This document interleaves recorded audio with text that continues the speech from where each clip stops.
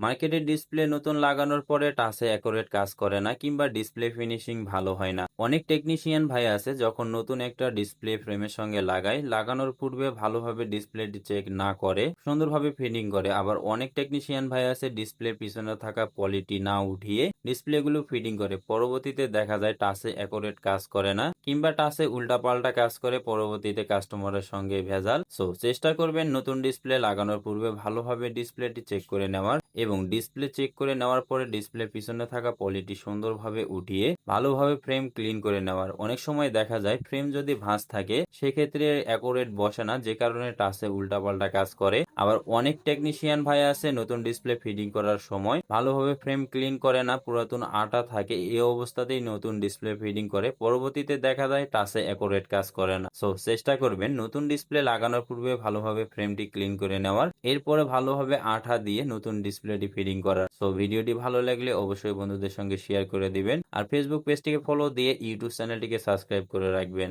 ধন্যবাদ।